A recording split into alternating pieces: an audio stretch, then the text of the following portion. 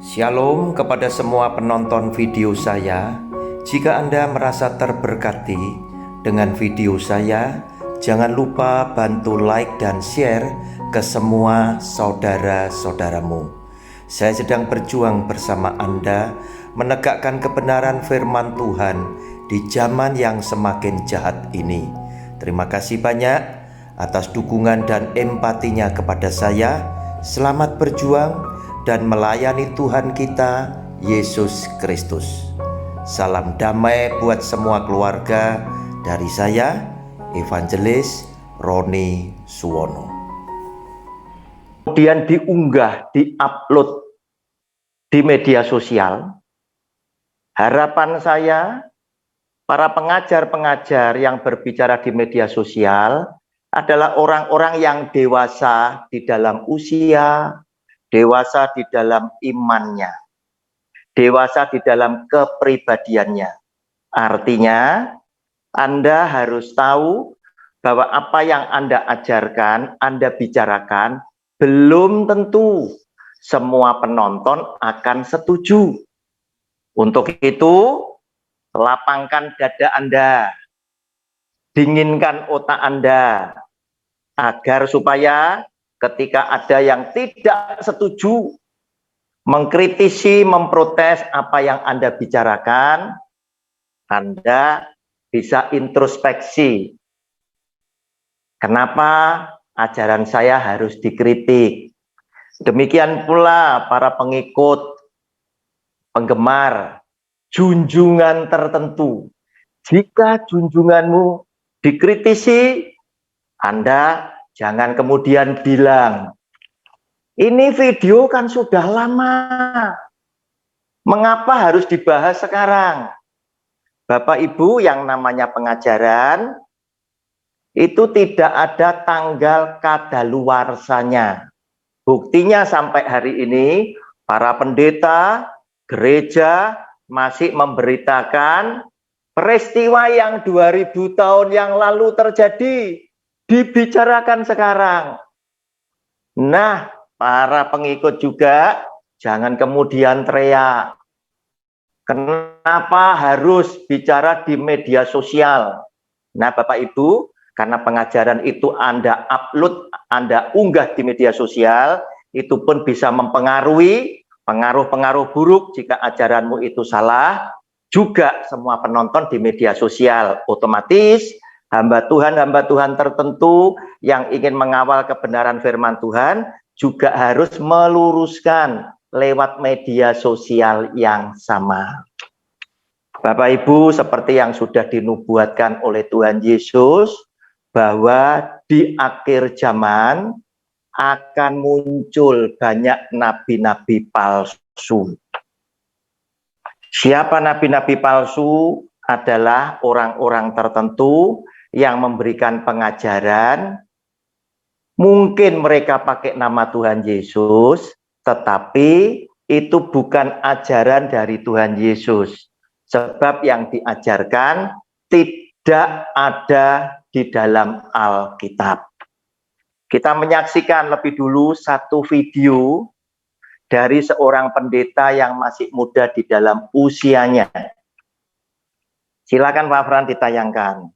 Kita lihat di Ishak, Tuhan memberkati. Saudara sudah menulis apa yang saudara mau Tuhan berkati. Saudara tuh mungkin pekerjaan, mungkin hutang kartu kredit atau cicilan atau apa, kontrakan, apapun itu yang saudara tulis. Nah, sekarang ingat ada dua ya, bukan cuma Tuhan berkati, tapi kita menabur. Sekarang saya mau saudara menuliskan nominal yang saudara akan tabur di kertas itu. Sebelum saudara tulis, pikir baik-baik. Maksudnya bukan pikir baik-baik. Saudara mungkin ngerasa gini, wah ini saudara yang saudara tabur harus sesuai dengan yang Roh Kudus gerakan. Sekali lagi, harus sesuai dengan yang Roh Kudus gerakan. Salah satunya gimana? Misalnya saudara ngerasa, waduh, saya disuruh tabur 3 juta. Besar banget, ini pasti suara setan. Enggak. Setan tidak akan pernah suruh saudara untuk nabur untuk pelayanan. Kalau saudara merasa itu suara setan, saudara salah. Berapapun nominal yang Roh Kudus taruh dalam hati saudara, yang ada di rekening saudara, berapapun nominal yang Roh Kudus sekarang kasih tahu saudara, saudara tulis sekarang. Saudara tulis nominal sekarang, saya akan tabur sedemikian. Sesuai dengan yang Roh Kudus perintahkan ya. Sesuai dengan yang Roh Kudus tuntun. Tulis sekarang. Tulis sekarang dalam nama Yesus.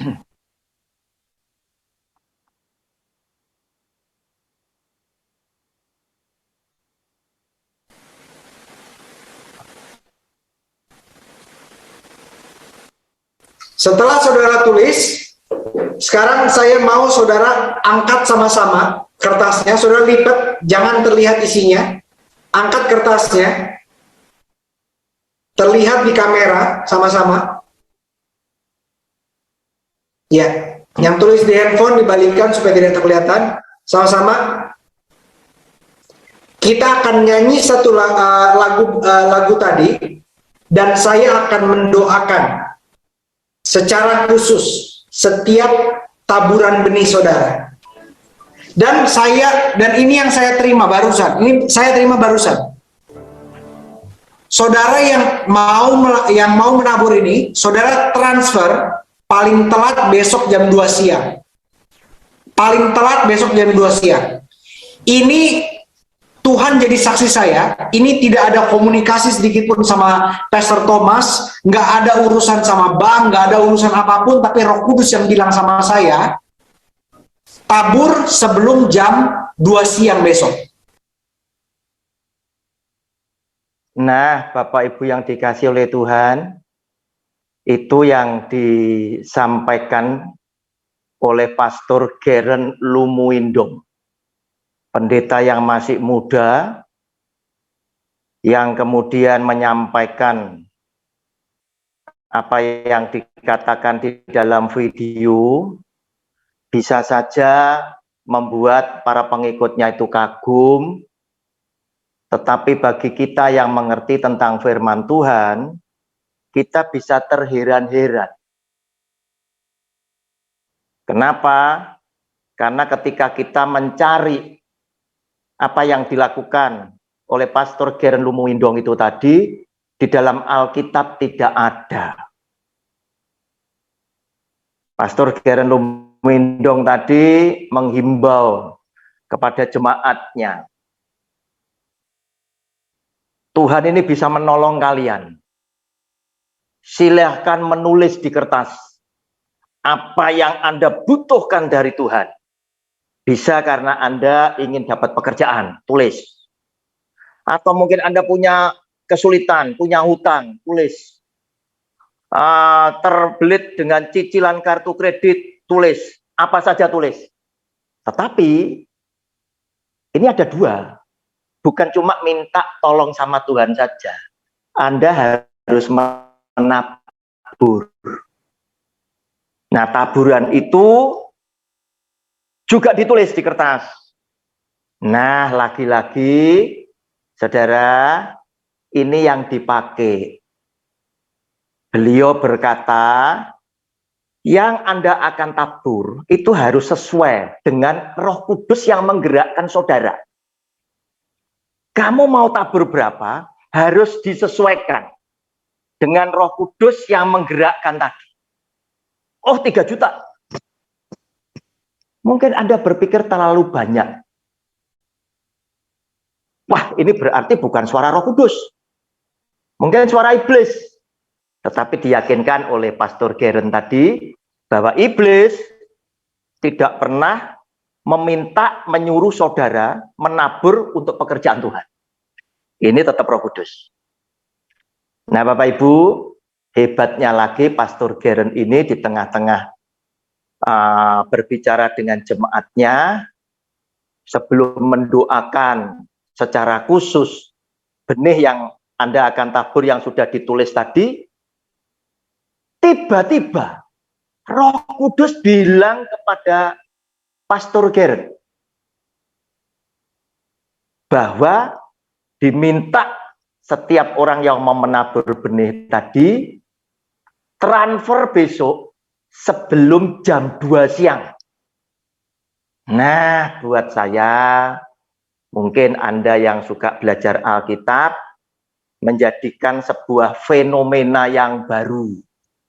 Tetapi kita yang sudah biasa belajar tentang Alkitab, kita jadi bertanya-tanya. Justru kita mengagumi firman Tuhan yang telah disampaikan oleh Tuhan di dalam 10 perintah Allah, yaitu Ulangan pasal 5 ayatnya yang ke-11. Ulangan 5 ayat ke-11. Jangan menyebut nama Tuhan Allahmu dengan sembarangan, sebab Tuhan akan memandang bersalah orang yang menyebut namanya dengan sembarangan. Saudara, Tuhan Sang Pencipta itu tahu. Karena itu firman Tuhan ini disampaikan sebab hal ini akan terjadi. Bahwa akan banyak umat ciptaannya yang namanya manusia, walaupun casingnya itu bilang penampilannya, penampakannya seakan-akan dia adalah orang yang cinta sama Tuhan, dekat sama Tuhan, namun mereka adalah orang-orang yang melanggar satu firman Tuhan ini, yaitu suka menyebut nama Tuhan dengan sembarangan. Artinya apa? Sebut nama Tuhan dengan sembarangan, yaitu nama Tuhan suka dicatut. Nama Tuhan suka dipakai untuk pengesahan sesuatu pengajaran tertentu, niat tertentu dari pribadi-pribadi atau kelompok atau organisasi agar setelah memakai nama Tuhan, orang menjadi semakin yakin. Jadi orang yang mau transfer ini semakin yakin bahwa Pastor Geren itu bukan karena niat pribadi, tetapi buktinya apa? Mendadak Roh Kudus berbicara bahwa yang mau menabur benih harus transfer besok sebelum jam 2. Artinya itu kehendak Roh Kudus, kehendak Tuhan semata-mata, sedangkan hambanya hanya sebagai pelaksana. Nah, saudara, demikian pula bukan saja yang dilakukan oleh Pastor Geren tadi. Banyak pembicara lain, pendeta-pendeta lain yang mungkin lebih senior dari beliau, yang melakukan dengan hal yang sama. Sebab di zaman ini, akhir zaman ini, pembicara yang kepengen top, kepengen laku, termasuk gerejanya itu bisa dipenuhi oleh jemaat, adalah pembicara-pembicara yang biasa berbicara di mimbar Tuhan dengan selalu bilang, memakai nama Tuhan disebut sembarangan, dicatut tadi, dengan mereka berbicara kepada jemaatnya untuk meyakinkan, mereka bilang, Tuhan berbicara dengan saya dengan suara yang audible. Wah, ini tadi. Sehingga jemaatnya menjadi semakin kagum. Karena apa? Mereka sendiri tidak pernah mengalami, sedangkan hamba Tuhan itu berkali-kali khotbah demikian. Sehingga membawa kepada satu kesimpulan betapa hebatnya hubungan hamba Tuhan itu dengan Tuhan. Betapa tingginya status iman hamba itu dibandingkan dengan jemaat yang lainnya. Sehingga dia kerap kali mendapat suara dari Tuhan.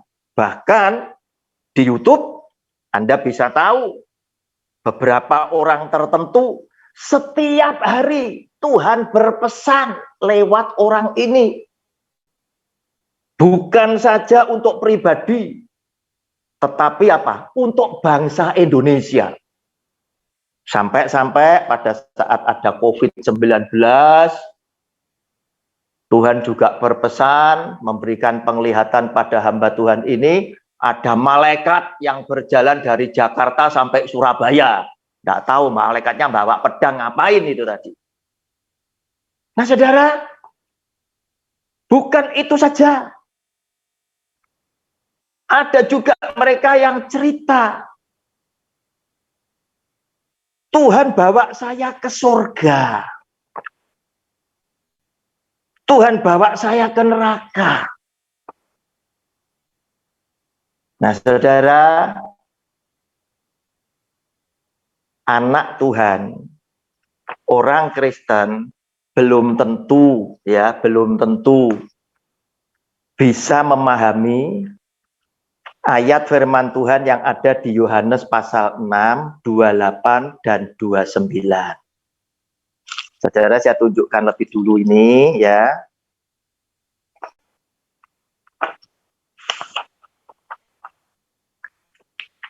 Nah, kalau Anda anak Tuhan, Anda harus tahu dua ayat ini.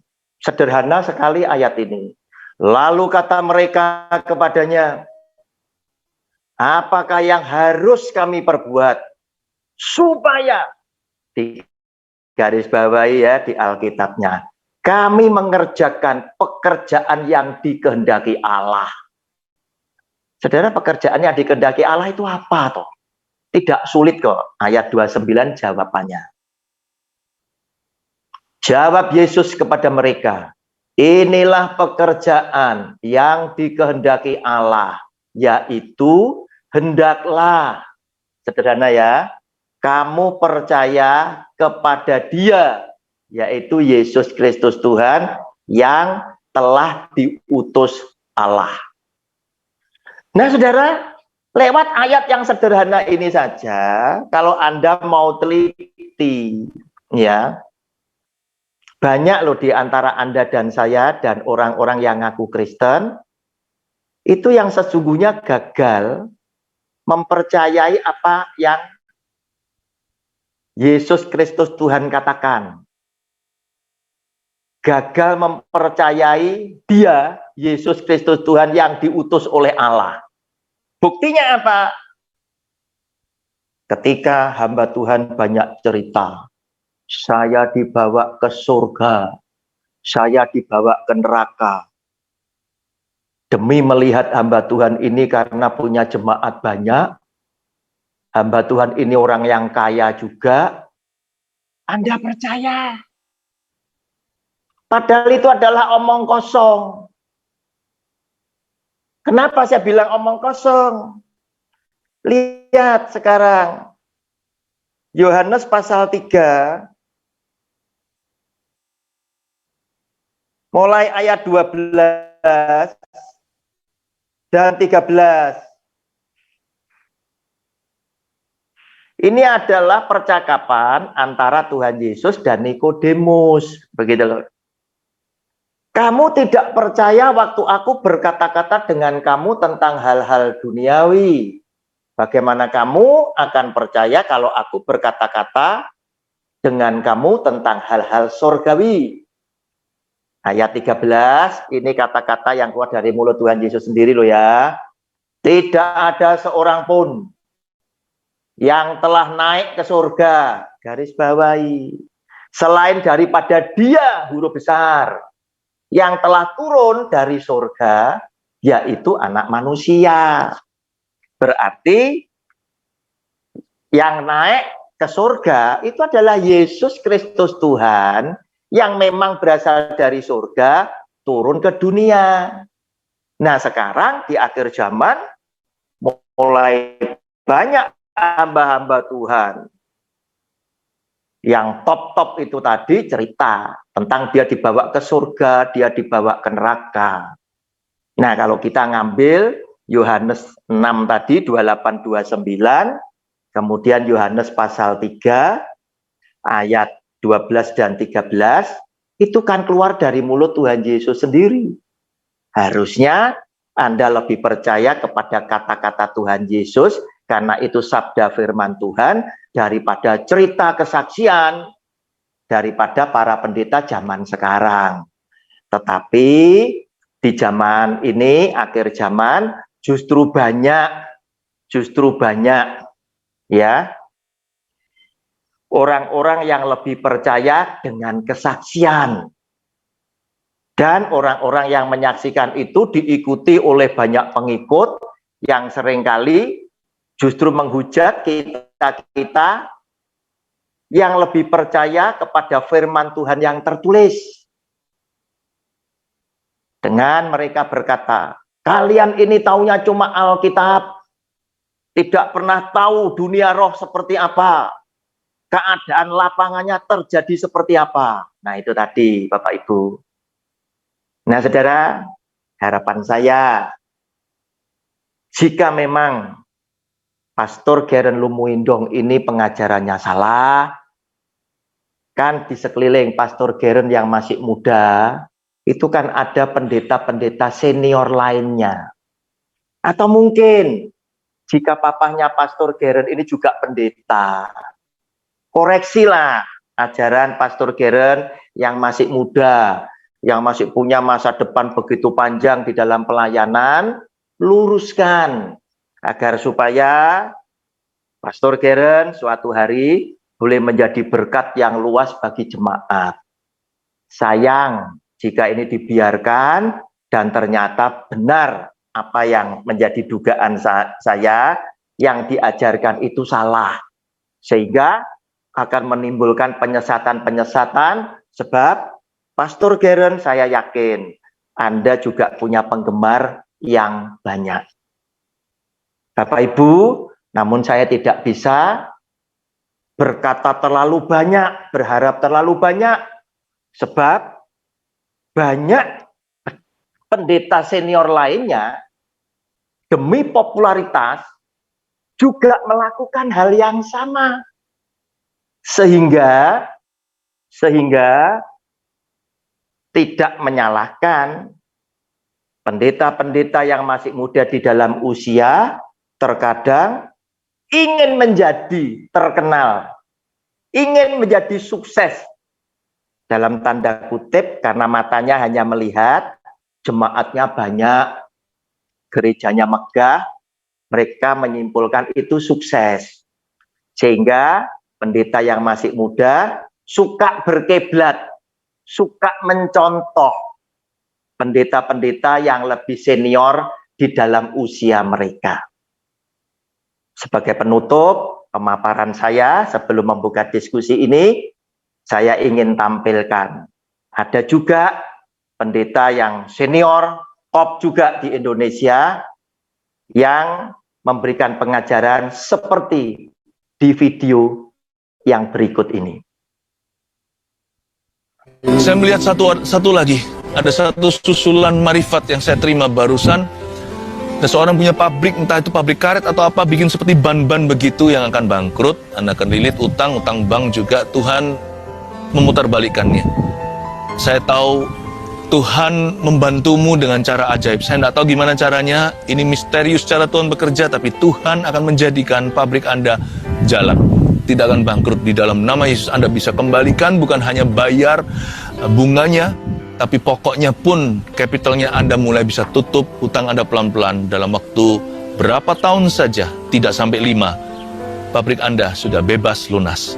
Terima kasih Yesus, terpujilah namamu. Oh haleluya, saya tahu semua kita diberkati hari ini, amin. Nah Bapak Ibu, ini pendeta senior, salah satu pendeta top di Indonesia. Yang membuat saya ini kacau pikiran saya dengan khotbah beliau adalah, apakah benar di zaman sekarang kita hidup ini tadi, di akhir zaman ini, Roh Kudus atau Tuhan itu juga ngurusi pabrik karet atau pabrik ban begitu loh. Roh Kudus juga ngurusi transfer. Nah Bapak Ibu, saya memberikan kesempatan yang pertama karena saya khawatir kadang Pak Liman ini undangannya Zoom banyak. Pak Liman silakan memberikan pendapat atau tanggapannya seputar dengan video yang kita tonton dan firman Tuhan yang saya sedikit sudah paparkan untuk kita masuk di dalam diskusi. Silakan Pak Liman. Terima kasih Pak Roni. Enggak, saya Terima kasih. hari ini nggak ada Zoom. Ada Zoom cuma bukan saya jadi pembicara, jadi mau aku ikut atau enggak ya enggak ada masalah. Kalau Ya. aku jadi pembicara ya mau enggak mau mesti apa? Mesti harus tampil. Kali ini bukan aku yang berbicara. Oke, kita tanggapi secara masalah. Saya bilang secara eksplisit bahwa satu dosa itu kan menyeret pada dosa yang lain. Itu sudah jelas satu prinsip. Satu dosa menyeret pada dosa lain. Dia berbuat satu dosa yang pertama-tama kelihatannya begitu takut, tapi rasa-rasanya sudah menjadi kebiasaan. Jadi ya rasanya nggak ada dosa. Bukan berarti tidak tahu, dia tahu. Dia tahu firman tahu. Masa orang pendeta tidak tahu firman? Pasti tahu, bapaknya juga pintar. Tapi karena situasi kondisi yang membuat dia itu sangat menguntungkan bagi dia sendiri, sehingga firman itu menjadi nomor 2 atau nomor 3, nomor 4 bagi dia. Menjadi persoalannya bahwa tujuannya hidupnya tercapai, itu masalah uang. Ujung-ujungnya uang lah, nggak bisa dipungkiri. Karena dia sudah menikmati uang itu, begitu enaknya uang itu, begitu nikmatnya uang itu. Saya bilang, kita sebagai anak Tuhan, saya jelaskan pada anak saya, you jadi pendeta, tidak mungkin kaya. Saya bilang terang-terangan, tidak mungkin kaya. Kalau you jadi pendeta kaya, itu pasti brengsek. Pasti pendeta sesat. Karena blessed to the blessed. Tidak mungkin pendeta sudah difokuskan pengajaran firman Tuhan. Bukan difokuskan untuk hal duniawi. Kalau you sudah berani terdunia kerohanian, harus betul-betul fokusnya pada satu, yaitu pada kerohanian, berkekekalan. Bukan dikawinkan. Tidak bisa kita dua fokus. Fokus duniawi, fokus ke kerohanian, ya tidak bisa. Kita cinta mamon atau cinta Tuhan, dipilih. Teologi tidak pernah abu-abu. Hitam atau putih, sekalian hitam-hitam, putih ya putih. Jadi harus secara fundamental saklek. Makanya hamba-hamba Tuhan seringkali jatuh masalah keuangan nikmat. Karena nikmat itu dia rasakan kok enak. Kok enak. Terus dia berbuat sesuatu kok enak. Coba lihat tadi, kok setan nggak pernah nyumbang. Nggak pernah menyuruh orang nyumbang. Siapa bilang nggak pernah? Dia nggak belajar kitab suci. Banyak sekali setan nyumbang. Untuk kerja, kalau saya buktikan banyak ayatnya. Itu seperti kemarin saya katakan, ahli Taurat menyodorkan sesuatu jebakan pada Tuhan Yesus. Dia ahli Taurat tapi melanggar Taurat. Itu seringkali dia demikian. Saya berdebat pada hamba Tuhan. Dia memang satu pojokan, bukan saya pandai, ya. Saya katakan ini sejujurnya apa adanya. Masalah baptisan ulang misalnya. Saya berdebat dengan satu pendeta yang besar. Dasar kitab suci mana yang mengatakan gerejamu kalau ada seseorang masuk di gerejamu dibaptis ulang? Dia dari gereja GKI masuk di gereja Pantai Kosta yang besar dibaptis ulang karena baptisan percaya tidak sah. Dia bilang gitu. Saya tanya, Alkitab mana yang mengatakan itu tidak sah? Tunjukkan. Kalau dia bisa menunjukkan saya tidak akan bergerak untuk melawan memang Alkitab. Tapi tidak ada satu pun dia tunjukkan. Tunjukkan secara eksplisit, tidak pernah. Loh, kenapa Bapak melakukan itu? Dia bilang sama saya, Pak Liman. Pak Liman itu tahu memang saya kalah, debat sama kamu kalah, memang soal faktor kitab. Tapi saya ada di institusi. Itu lagi satu kelemahan.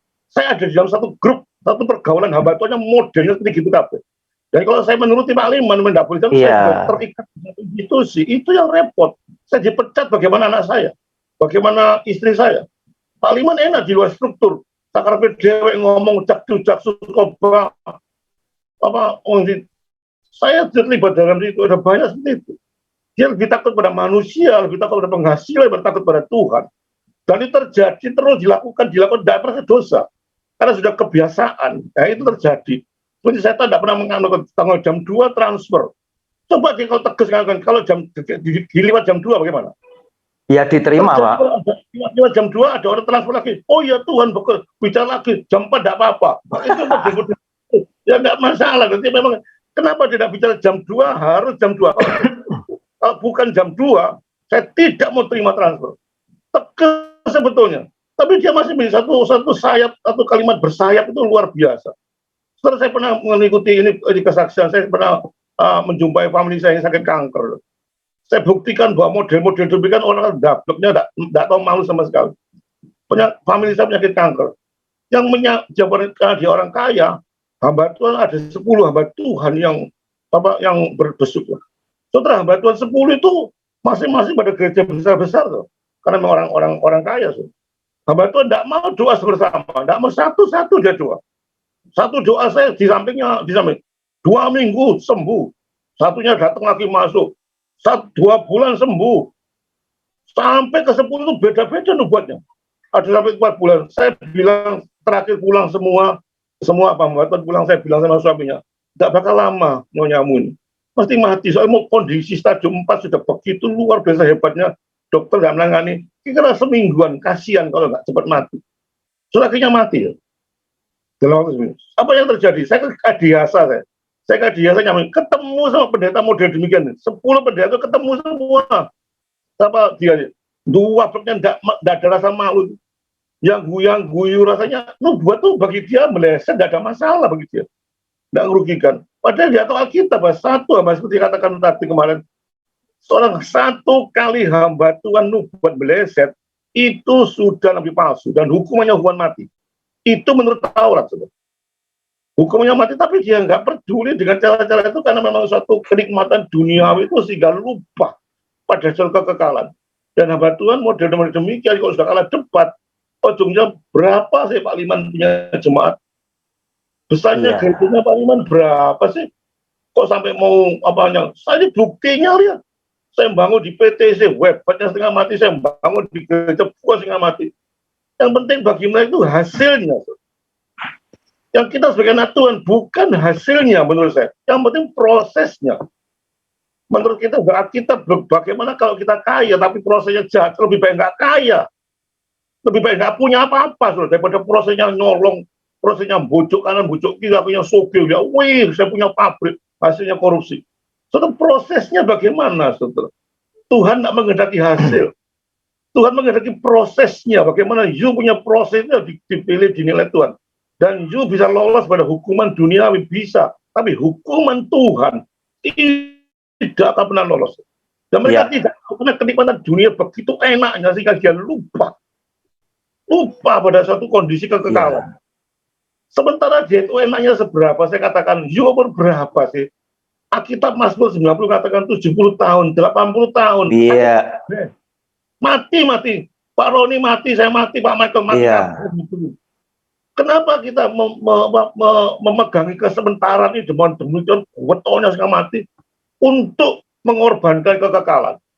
Itu hamba Tuhan seperti model demikian, saudara. Yang ada di YouTube memang ada yang baik, tapi ada negatifnya. Banyak ada muncul. Dan mereka membuat itu dulu waktu tidak ada YouTube, Pak. Pada waktu ada sesat muncul itu dia membuat ada satu mirip sekali dengan aslinya. Dia mirip kalau orang buat uang palsu, dia pasti mempelajari dulu uang aslinya. Dia munculkan uang palsu dengan mirip sekali. Sekarang modelnya nggak mirip-mirip, nggak apa-apa. Dia ambil dua setengah mati dikuncang gitu sama orang yang mengerti firman Tuhan. Sekali lagi saya nggak sombong. Dia kudung guyu rasanya. Iya, betul. Ya, itu modelnya itu kudung guyu, tapi mereka banyaknya nggak mengerti. Sana jemaat-jemaatnya sebagai nggak mengerti. Oh, mereka ditakut-takutin tadi, nggak mungkin dari setan, tapi dari Tuhan. Sehingga pada waktu jemaatnya ditegur, saya punya family begitu fanatiknya, punya adik begitu fanatiknya sama jemaat. Pak Liman, pada waktu saya datang di sana, ada seminar. Saya pada waktu datang seperti dia ngundang, dia langsung memegang saya. Pak Liman, tolong ya, kamu ikut seminar jangan sampai tanya, jangan sampai ngerusak seminar, karena dia itu orang diurapi Tuhan. Jangan sampai kamu tuh membuat kacau. Ini orang diurapi Tuhan, kamu itu hati-hati hidupnya, nanti kamu tidak karu-karuan kalau mengacau. Setelah begitu memutuskan hamba Tuhan itu seperti memutuskan seperti dewa, tidak bisa tidak bisa dikritik. Dan itu terjadi, terus. Dan kalau hamba Tuhan sudah mengenal jemaatnya seperti itu, bukan malah melarang, malah senangnya luar biasa. Saya diputuskan itu jadi dewa. Jadi setiap omongan pendeta itu nggak bisa dianulir. Dan saya baca di Kisah Rasul Paulus pun bicara, itu jemaatnya menyelidiki tiap hari selidiki. Setelah kita menyelidiki Alkitab, menyelidiki hamba Tuhan bicara, bukan karena kita pandai, bukan karena kita sombong. Itu kalau kesombongan itu memang beda lain, pasti siap jatuh. Bukan karena kami hebat, karena berdasarkan kitab suci apa enggak. Kita bertanggung jawab di hadapan Tuhan, bukan di hadapan manusia. Jika seringkali saya debat-debat itu seringkali Pak Liman tukang kritik, bukan tukang kritik, saya enggak kritik karena saya tahu gitu. Kalau yang nggak tahu enggak ada masalah. Kalau sudah tahu Pak Roni itu kerjanya apa? Umpamanya kerjanya minuman. Tahu nek minuman ini bahaya. Minuman ini campurnya salah. Mesti ngomong karena tahu minuman itu kerjanya minuman. Kecuali kerjanya lain, ya nggak bisa ngomong. Bahwa firman Tuhan begitu banyak diselewengkan, banyak hamba-hamba Tuhan nyelewengkan itu banyak sekali. Sehingga seringkali membuat ujungnya saya lihat secara fakta, saya katakan bahwa gereja sekarang adalah gereja pemasaran, bahwa setiap gereja mempunyai suatu identik yang aneh sehingga membawa orang masuk ke gereja dia dan masuk ke gereja dia dengan ujung-ujung uang. Ada pendeta satu mengatakan, kalau ada Samuel Gunawan itu di mimbar katakan, kalau kamu udah bayar perpuluhan, waduh pasti diberkati. Kalau diberkati saya sobek itu Alkitab, saya turun dari pendeta. Itu model itu guyu. Itu guyu itu model apa? Tidak ada dasar kitab suci mengatakan bayar perpuluhan pasti. Pasti itu berarti harus. Bukan harus, bisa diberkati, bisa. Tapi dia mengatakan kalau berperpuluhan pasti, Pak, itu kurang ajar. Pasti, Pak, kalau tidak ada diberkati, bilang sama saya robek Alkitabnya, saya turun dari pendetanya. Coba ada orang satu, dua, waktu berarti apa turun? Nggak mungkin turun. Orang model gitu ngomong tok gedabrus, tapi kenyataannya nggak ada, Pak. Itu sementara yang bicara. Ya, Pak Liman. Nggak ada, faktanya nggak ada. Itu cuma kayak gertak sambal. Itu orang-orang kok itu kalau dihadapi takutnya luar biasa. Kalau saya benar tidak takut digerutuk orang 25 kemarin saya digerutuk 25 orang. Saya punya pendapat satu, pendapat 20 yang beda sama saya. Saya tidak peduli 25 orang, 50 orang. Kalau kebenaran ada kebenaran, bukan demokrasi. Kebenaran ada kebenaran berdasarkan Alkitab. Selama saya mempertahankan berdasarkan Alkitab, sampai mati saya pertahankan. Tidak peduli saya duit, tidak peduli siapapun, tidak peduli. Soalnya itu anak Tuhan, dan saya camkan pada anak saya, hati-hati jadi seorang hamba Tuhan. Jangan pernah takut pada manusia, takut pada Tuhan. Itu awalnya. Oke, terima kasih Pak Liman, setuju dengan apa yang dipaparkan. Memang kalau orang sudah berani ambil keputusan di dalam hidupnya melayani Tuhan, mereka juga harus sudah siap meneladani Kristus dan para rasulnya yang hidup secara jasmani sangat-sangat sederhana. Sebab hidupnya difokuskan bukan untuk perkara duniawi lagi, tetapi difokuskan untuk perkara-perkara rohani yang punya nilai kekekalan. Menyinggung sedikit, tadi Pak Liman juga bicara tentang baptisan. Nah, saudara, seringkali baptisan juga menimbulkan pro dan kontra. Padahal di dalam Alkitab, Yesus yang adalah Tuhan meminta dibaptis dalam nama Bapa, Anak, dan Roh Kudus. Itu tidak bicara tentang caranya dibaptis. Apakah itu diselam, apakah itu dipercik. Yesus Kristus Tuhan tidak ngomong detail seperti itu. Tetapi penganut baptisan selam selalu berkata, itu lihat Tuhan Yesus dibaptis di sungai Yordan, dia muncul dari air, sehingga semuanya harus mengikuti apa yang dilakukan oleh Tuhan Yesus. Bapak Ibu, jika ini memang Anda konsisten di dalam apa itu namanya penafsiran, kenapa Anda juga tidak berani pada waktu Tuhan Yesus disalibkan, Anda juga ikut dong, kan begitu ya, juga ikut disalib, begitu loh.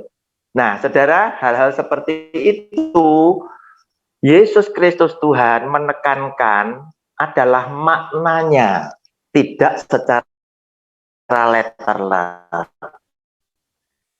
Saya ditelepon teman saya pendeta, masalah di pelayanan saya. Wih, saya kaget, ada apa ini? Ya Pak, kenapa? Gini Pak, saya diminta untuk membaptis kakak dari sahabat saya. Nah, saya punya sahabat, kakaknya sakit, di rumah sakit, nggak bisa gerak, gitu loh. Nggak bisa ngomong. Tapi adiknya minta dibaptis, kakaknya juga sedang beriman kepada Tuhan Yesus. Terus gimana Pak Roni caranya saya membaptis dia? Kan orang dibaptis harus ngaku Yesus adalah Tuhan dan Juru Selamatku pribadi. Harus ngaku bahwa aku adalah orang yang berdosa. Terus gimana orangnya tidak bisa ngomong Pak Roni? Nah Bapak Ibu, saya tahu teman saya ini penganut baptisan selam. Begitu loh. Nah, pada kesempatan ini, barusan saja belum ada 1 bulan. Saya ngomong sama dia, Pak, Anda pengikut baptisan apa? Selam atau percik? Saya selam, Pak Roni. Oke, kalau gitu Anda bilang sama keluarga, carikan kolam renang atau dibawa ke gereja untuk diselam. Loh, nggak bisa, Pak. Ini bisa mati kalau diselam. Sebab apa? Dia pakai infus, dia pakai oksigen, wong dia ada di rumah sakit, tidak bisa ngomong Pak Roni. Karena itu saya mengalami kesulitan bagaimana saya membaptis. Nah, saya ngomong Pak, kalau memang Anda tidak bisa membaptis selam, saya sarankan, kalau di mimbar Tuhan khotbah, jangan ngotot, baptisan yang sah itu mesti selam. Buktinya dengan kasus ini, Anda mentok, Anda tidak bisa membaptis dengan selam. Akhirnya Anda kan mati percik. Nah, disitulah Yesus Kristus Tuhan tidak bicara, tetapi menekankan kepada makna baptisan itu sendiri. Yang pertama. Kedua, Anda boleh ngomong di telinganya orang yang sakit yang mau dibaptis tadi. Sebab banyak orang boleh tidak bisa ngomong, ya, di ranjang rumah sakit.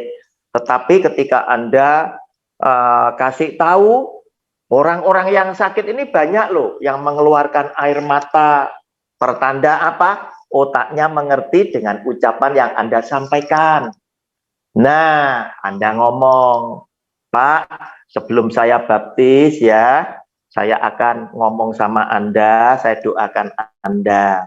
Ini jari saya Anda genggam sedikit aja ya. Nanti pertanda Anda setuju dengan doa saya, sedikit ditekan aja supaya ini menjadi bahasa isyarat Anda mengiyakan, mengaminkan yang saya doakan. Setelah itu baru Anda baptis dalam nama Bapa, Anak, dan Roh Kudus. Oh gitu ya Pak Roni, bisa ya? Bisa, silahkan. Nah itu sedikit gambaran Bapak Ibu. Kenapa sih orang-orang mesti memunculkan ajaran-ajaran tertentu ya yang sebetulnya tidak ada di dalam Alkitab hanya untuk menunjukkan bahwa kamu itu beda ya. Terus kemudian menimbulkan benturan, konflik. Oleh karena itu demi melihat banyaknya macam ajaran yang hari ini Anda sampaikan menimbulkan konflik, saya bisa duga kesatuan tubuh Kristus hanyalah sebuah mimpi yang tidak pernah terwujud. Nah, Bapak Ibu, ada Pak Michael, ada Pak Yoce, ya, kemudian ada Bu Maria Titin, terus kemudian ada Bu Tati, ada Pak Timothy, ada Bu Asila Sutopo, Pak Panggabean, Pak Effendi. Silakan, yang mau bertanya boleh, yang mau memberikan pendapat melengkapi silahkan. Silahkan Pak Michael. Atau Pak Yoce, silahkan Pak.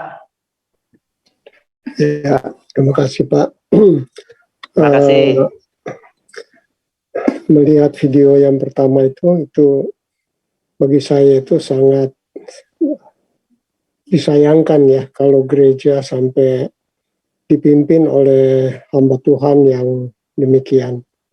Nah ini menurut saya biasanya itu mereka lebih banyak membawakan khotbah-khotbah itu dalam bentuk-bentuk materi. Jadi jemaat itu digiring kepada kebutuhan materi. Jadi soal iman itu menurut saya itu kayaknya hampa ini. Jadi mereka digiring kepada kebutuhan-kebutuhan materi. Dan sekarang itu bukan halangan lagi. Karena orang kalau sudah bilang materi, yang kaya tidak cukup, apalagi yang kurang. Dia ingin kaya. Nah, jadi dengan dia mengajak begitu, itu dibutakan. Nah, ini saya sangat disayangkan kalau sampai gereja itu bisa membangun seperti ini. Ya, tentu kewajiban kita adalah tetap mendoakan, apalagi siapa Geren Lumoindong ini masih muda, dan supaya bisa pengajarannya itu bisa, itu jadi kayak apa, jadi kayak ilmu hitam. Saya lihat itu bukan beribadah, itu kayak ilmu hitam. Jadi itu sangat mengerikan kalau gereja bisa ada seperti itu. Jadi ya bagi saya, ya kita hanya bisa melihat, dan tugas kita adalah kita mendoakan supaya mereka yang melakukan ini bisa diluruskan. Dan memang juga saya pernah lihat di video ada yang gereja, jadi itu jemaatnya dikumpul berdiri mereka semua. Itu saya lihat mereka mengangkat dompet, ada yang mengangkat kartu kredit, mengangkat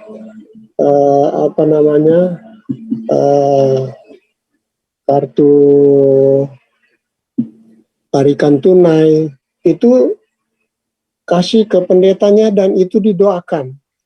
Waduh, ini benar-benar aliran-aliran yang sangat mengerikan. Jadi ya kita lihat begitu, dalam hati saya cuma berdoa, Tuhan, tapi ya itu kan kuasa Tuhan. Tuhan yang tahu, Tuhan yang berkuasa untuk bisa tidak banyak menyesatkan orang. Jadi itu menurut saya, Pak. Terima kasih, Pak. Terima kasih Pak Yoce. Memang apa yang Bapak sampaikan itu benar-benar terjadi, Pak. Zaman sekarang ada yang mengeluarkan kartu kredit, dompet, dan lain sebagainya. Bahkan di Surabaya, di kota-kota besar, banyak juga hamba Tuhan yang bertanya begini kepada jemaatnya. Anda mengasihi hamba Tuhanmu tidak, gembalamu tidak? Otomatis namanya jadi domba, mereka mengasihi, jawabnya. Nah, kebetulan minggu depan gembalanya ini mau ulang tahun, begitu loh. Maka dibagikanlah amplop kosong, kertas kosong, untuk memberikan surprise kepada gembalanya, ya. Isi dengan uang, ya, atau tulis sebagai janji iman, mau ngadu berapa. Itu terjadi di zaman sekarang. Nah, Bapak Ibu hati-hati dengan pembicara, pendeta, termasuk gembala sidangmu, ya, yang suka berbicara tentang daging, ya, sebab Alkitab memberikan peringatan kepada Anda dan saya. 1 Yohanes pasal 2 ayat 15 dan 16, Pak Fran. 1 Yohanes pasal 2 ayat 15 dan 16. Janganlah kamu mengasihi dunia dan apa yang ada di dalamnya. Jikalau orang mengasihi dunia, maka kasih akan Bapa tidak ada di dalam orang itu.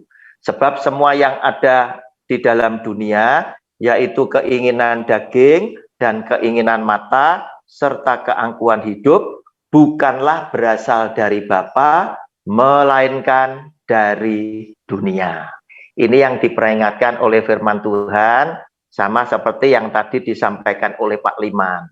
Firman Tuhan kan memberikan nasihat kepada kita. Umur manusia 70 tahun, kalau kuat 80. Anggaplah kita ini beruntung, dikasih 100 tahun baru pulang ke surga. Nah, kenapa kita harus ngotot? Mempertahankan, memperebutkan, bahkan memperebutkan sesuatu yang sifatnya jasmani, yang bisa mengakibatkan tiket ke surga itu bisa tidak dapat, begitu loh. Dunia ini terbatas sekali. Dunia ini nikmatnya ya cuma seperti ini. Anda boleh punya duit banyak. Nanti kepala 6, kepala 7, banyak duit yang Anda punya, Anda tidak bisa nikmati. Soal makanan saja, belum tentu Anda punya nafsu makan seperti hari-hari kemarin waktu kita masih muda. Jalan juga mungkin sudah tidak bisa cepat. Bepergian juga mungkin tidak sebugar yang kemarin, sudah mulai merosot. Mengapa kita harus ngotot memperebutkan yang jasmani yang bisa berdampak kepada keselamatan rohani yang Tuhan janjikan?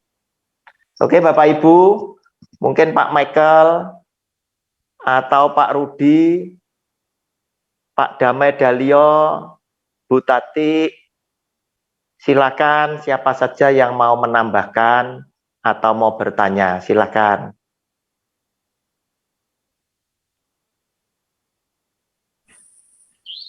Iya Pak Roni, Silakan Pak Rudi. nimbrung aja sedikit. Silakan Pak. Ya, ada anekdot di zaman dulu, Ya, itu para misionaris yang di pedalaman, ya, mengabarkan kabar baik, itu banyak yang meninggal. Istilahnya itu meninggal karena kekurangan gizi, kan di daerah-daerah miskin, di Irian, di Ya. Kalimantan. Tapi hasilnya kita lihat sekarang kan banyak orang menjadi Kristen, yang Iya, dulu betul. suku-suku primitif. Iya, Tetapi di zaman modern banyak hamba Tuhan yang mati bukan karena kurang gizi, kebanyakan gizi. Asam urat, darah tinggi, jantung. Ini anekdotnya Iya. seperti itu. Ya, iya Pak. beberapa puluh tahun yang lalu saya itu kan tidak pernah mendengar Pak ada khotbah-khotbah masalah uang, materi, perpuluhan. Ini tidak pernah saya dengar itu. Iya, Tapi ada satu periode tertentu di mana mulailah teologi kemakmuran. Semuanya Iya. itu mengagungkan harta, mengagungkan materi, kekayaan. Nah, di satu hari tertentu di waktu puluhan tahun yang lalu saya ke Jakarta. Iya. Saya minggu ikut kebaktian di Mega Mall. Dulu waktu itu namanya Mega Mall. Akhirnya dibeli Lipo menjadi Lipo Village atau apa itu ya, yang di Iya. Jakarta Utara. Mm-mm. Nah, itu pendetanya sudah almarhum sih. Itu khotbahnya tuh membuat saya kaget gitu loh. Waktu itu pertama kali saya dengar ada khotbah seperti itu. Dia bilang, saudara-saudara, di waktu kecil saya sangat miskin. Sekolah pun sepatu saya itu sudah seperti mulut buaya. Jadi Iya. sudah rusak lah sepatunya. Iya. Tetapi saya akhirnya mengikut Kristus, saya mengabarkan kabar baik, hidup saya dipulihkan. Saudara tahu apa yang saya kenakan? Dasi saya Lenvin, sepatu Waduh. saya Belly, jas saya Iya, Hugo Boss. Saya Iya. dengarkan tuh geleng-geleng saya. Iya. Ini kok bukan ngajak orang ke surga ya, tetapi kok mengajak orang itu seperti hedonis ya. Iya. Kehidupan hedonis, menyembah kekayaan, mengidolakan materi yang luar biasa. Ini jemaat mau dibawa kemana gitu loh. Waktu Iya. saya mendengar itu, cuma saya ya diem aja, cuma saya geleng-geleng Iya. aja. Kok begini ya khotbahnya ya. Kan Iya. seharusnya kan hamba Tuhan itu kan mengabarkan kabar baik itu bagaimana rohani kita diperbarui, bagaimana kita Iya. mati masuk surga. Loh ini kok cari Betul. kekayaan, kok cari kekayaan. Nah, saya ini kan suka bertanya Pak Roni, termasuk Iya. dengan Pak Roni sendiri kan, kenapa ada fenomena seperti ini gitu loh. Nah, Iya. itu dari rangkuman-rangkuman pertanyaan-pertanyaan saya kepada banyak hamba Tuhan termasuk Pak Roni sendiri, saya itu Iya. akhirnya mendapatkan suatu pencerahan gitu loh. Ini semuanya itu dimulai dari Amerika. Itu waktu itu kan Iya. Benny Hinn datang ke Iya. Indonesia mengajarkan ajaran teologi kemakmuran. Kemakmuran. Yang akhirnya ya semua orang senang ya. Siapa yang tidak mau Pak khotbah di amplopi Pak? Siapa yang tidak mau Iya. Pak? Dulu belum ada transfer ya. Bagaimana orang diberi pemberian yang mewah-mewah, diberi sertifikat. Ada lagi pendeta yang bilang, saudara-saudara saya tidak ingin naik mobil BMW. Tetapi ada jemaat saya yang bilang saya disuruh Tuhan memberikan kunci mobil ini untuk Bapak BMW. Padahal saya tidak butuh saudara. Waktu itu Iya. saya dengar itu, apa iya ya? Apa ini bukan tipu menipu, tipu-tipuan gitu loh. Tapi saya Iya. nggak ngurus gitu loh. Seperti Iya. itu. Ada lagi pendeta yang bilang, waduh, saudara, Tuhan tahu kebutuhan saya. Jemaat saya itu memberikan kunci rumah dan sertifikat rumah pada saya. Nah, saya ini sudah punya rumah. Dikasih lagi untuk apa, katanya gitu. Tapi karena pemberian dari Tuhan lewat jemaat saya terima. Waduh, ini kalau kalau saya waktu itu kenal ya, saya tanya, rumahnya di mana sih Pak? Bapak dikasih. Ini beneran atau enggak sih gitu loh. Nah, Iya. jemaat itu kalau saya perhatiin kayaknya terbuai. Sampai pulang Iya. itu ke parkiran mobil. Di belakang saya ada beberapa orang, ya tante-tante dengan anaknya, sempat ngomong-ngomong tuh kedengaran oleh saya. Karena jalan menuju parkir kan saling deket-deketan gitu loh. Nah, saya denger itu, waduh, tadi itu enak ya, khotbah ini pendeta tuh ya, seger gitu ya. Gak kayak yang lain, bahas ayat aja, bikin kita ngantuk gitu loh. Saya juga heran-heran juga, waduh, berarti orang datang ini sebetulnya mencari Tuhan atau mencari seorang motivator begitu loh. Ini, jadi akhirnya kalau lihat video yang tadi Geren itu ya, namanya Geren Pak ya, Pak Roni ya. Karen Lumuendong. Nggak tahu, ini mungkin Iya, Pak. anaknya Gilbert Saya juga Lumuendong. baru dengar, ya mungkin saya nggak tahu karena saya tahunya dari video yang beredar di WhatsApp, termasuk saya terima. Iya, gitu loh. iya, Cuma saya saya terima heran-heran juga aja di dapat WhatsApp, seperti iya. itu. Nah, Anaknya Gilbert, Pak, betul Pak. Iya. Iya, anaknya Gilbert ya. Ya, betul, betul. ya, nah, Iya. oh ya, nah, jadi kalau saya melihat video yang pertama itu, saya merasa, loh kok saya seperti nonton The Master ya. The Master itu Deddy Corbuzier, Iya. ada lagi Remy siapa itu, wah ini Libat sama, apa itu? itu angka berapa, ya angka Iya. berapapun, nah ini kan kalau Deddy Corbuzier kan mentalis, termasuk hipnosis ya, hipnosis, jadi hipnotis itu kan orangnya ya, hipnosis. Jadi saya merasa loh, ini kan seperti pertunjukan TV ya, ini bukan rohani ke surga, bukan. Ini bagaimana Anda kaya. Coba Anda dengan beriman, waduh tulislah angka berapapun itu jadi nyata. Wah, anak Deddy Corbuzier aja bisa Pak, menurut Iya. saya. Nah, ini kan termasuk padahal manipulasi semua itu. Saya tahu permainan aja itu.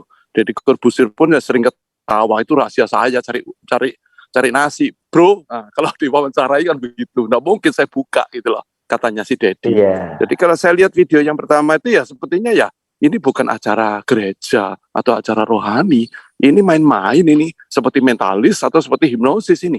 Jadi kok tidak pas gitu ya menurut saya ya.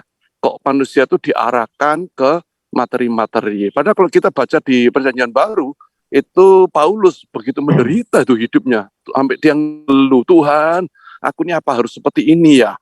Demi mengabarkan Injil, mengabarkan kabar baik, mengenalan akan Engkau. Hidupku dari kota ke kota, ada yang ngusir aku, ya ada yang terima baik, di Korintus, di Efesus, dan sebagainya.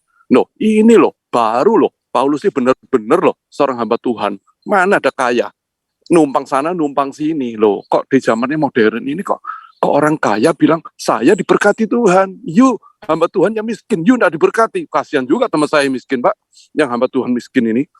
Iya. Sepertinya tidak diberkati. Jadi yang kaya itu baru diberkati Tuhan. Nah ini yang sudah istilahnya keliru homologi menurut saya gitu loh Pak. Itu aja Pak Roni, tambahan dari saya. Terima kasih. Oke, terima kasih Pak Rudi. Sesuatu apa itu pandangan yang memberikan kita wacana yang lebih luas, dan apa yang Pak Rudi sampaikan itu memang terjadi di zaman sekarang. Anehnya Pak Rudi, pembicara-pembicara yang seperti ini justru berhasil mendapat pengikut yang banyak jumlahnya. Aneh, Iya, ya, betul. aneh Tapi Nah, nyata ya. nyata. Nah Pak Rudi, Anda harus amati ya, hamba Tuhan itu betul-betul, pembicara itu betul hamba Tuhan atau hamba uang, tergantung ya. Apa yang sering mereka bicarakan itu menunjukkan yang dibicarakan itu adalah tuannya. Sebab apa Pak Rudi? Kalau saya punya bos, otomatis kalau saya bangga dengan bos saya, kemana saja bos saya ini saya ceritakan. Ya, setuju ya Pak Rudi ya. Pak Rudi Ya, punya bos yang setuju. hebat, ya toh, yang hebat, yang terkenal. Kemana saja, ketemu siapa saja, Pak Rudi akan bilang, aku ini anak buahnya bos itu loh. Itu bosku. Iya, dan Sama bangga dengan, pasti. ya, sama dengan pembicara zaman sekarang. Kita bisa tahu kok, dia ini pembicara yang adalah hamba Tuhan atau hamba mamon. Itu kelihatan. Yang Iya. Anda bicarakan berulang kali itu tuanmu pasti. Contoh, kalau pembicara ini suka bicara tentang kemuliaan Yesus Kristus Tuhan, ya, selalu bicara tentang Yesus Kristus Tuhan, Yesus sentris, berarti dia hamba Tuhan Yesus. Tuhan. Sudah tidak bisa disangkali, dia hamba Tuhan Yesus. Tetapi kalau dia banyak bicaranya, tekanan khotbahnya ada di uang, ada di kekayaan, seperti yang tadi diwacanakan oleh Pak Yoce, Pak Liman, Pak Rudi tadi, walaupun sedikit dibungkus dengan nama Yesus Kristus, Roh Kudus, Anda jangan percaya. Sebab apa? Anda sudah dewasa, bisa tahu orang bicara ini tadi tekanannya di mana. Inti tekanan itu tadi adalah tuan mereka, termasuk mantan dukun santet yang top sekarang jadi hamba Tuhan. Bicaranya di gereja itu bicara setan terus. Iya. Walaupun terkadang diberitahu darah Yesus sucikan, darah Yesus bentengi. Tekanannya di mana? Anda bisa tahu tuannya dia itu siapa. Oke Pak Rudi, terima kasih. Terima kasih Pak Roni. Ya. Sama-sama Pak Rudi, terima kasih. Barangkali ada yang lain lagi sebelum kita berpisah jika sudah cukup. Bu Tati mungkin, silahkan Bu Tati. Cukup Pak. Cukup ya. Oke. Ya. Mungkin Pak Michael ada sebelum kita akhiri, dan saya minta nanti Pak Michael yang doa penutup setelah satu pujian. Pak Michael ada? Saya setuju Pak dengan Pak Roni paparkan dan Pak Liman, juga Pak Rudi tadi katakan, Pak Yoce juga saya setuju semua. Yang dilemanya saat ini, sampai dengan saat ini, dengan adanya ajaran-ajaran sesat ini sudah mendarah daging kepada jemaat-jemaat yang sudah dibodohin ini. Makanya tidak bisa dirubah. Mereka rasanya sangat kekeh, kuat. Tapi saya setuju dengan adanya ini sudah mulai kita bergerak untuk menghambat generasi yang baru biar semakin mengerti. Tapi rata-rata yang nonton ini kebanyakan generasi lama yang masih percaya dengan cekokan-cekokan hamba-hamba Tuhan yang tadi yang dikatakan Pak Rudi, mengiming-imingkan itu tadi. Jadi saya yakin Pak Roni, dengan adanya Bapak gencarkan pemaparan seperti ini, kita juga berdoa supaya jemaat yang sudah mendarah daging ini sadar, menyadari bahwa itu kekeliruan dan mulai berubah. Terima kasih Pak Roni, Tuhan memberkati. Terima kasih Pak Michael. Kita memang hanya bisa menyuarakan, tetapi keputusan ada di setiap pribadi. Sebab apa? Yesus Kristus Tuhan tetap menyampaikan firman-Nya. Domba-dombaku mendengarkan suaraku, dan aku mengenal mereka, dan mereka mengikut aku. Jika mereka itu tidak bisa mendengar suara Tuhan, ya kita nggak bisa apa-apa, memang yang terpilih untuk diselamatkan. Oke Bapak Ibu, kita jumpa pada kesempatan yang lain. Kita akan dihantar untuk menutup acara kita dengan satu pujian. Shalom kepada semua penonton video saya. Jika Anda merasa terberkati dengan video saya, jangan lupa bantu like dan share ke semua saudara-saudaramu. Saya sedang berjuang bersama Anda menegakkan kebenaran firman Tuhan di zaman yang semakin jahat ini. Terima kasih banyak atas dukungan dan empatinya kepada saya. Selamat berjuang dan melayani Tuhan kita, Yesus Kristus. Salam damai buat semua keluarga dari saya, Evangelis Roni Suwono.